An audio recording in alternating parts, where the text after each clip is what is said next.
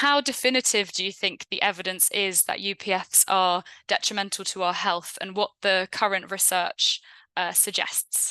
But particularly looking at ultra-processed food, there's been some really, really interesting research. There was a lot of it that's epidemiological, which I know Laura will vouch for, is really frustrating. It probably is a factor there, but we're also looking at people's lifestyles, people's overall diet, maybe their socioeconomic status.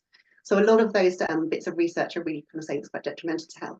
There's some quite interesting ones that have come out kind of 22 onwards. So we've got ones that particularly looked at Dutch consumers, and that came up with the various different outcomes. Some of the different types of foods were showing to increase the risk of type 2 diabetes mellitus.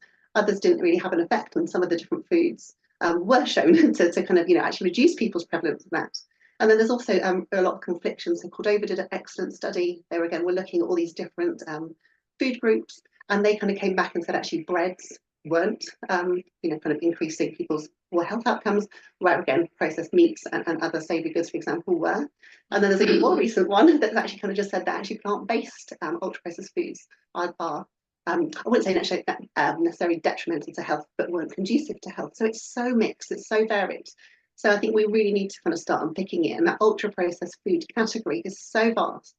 It ranges from anything that is just kind of fits that category all the way to something very different.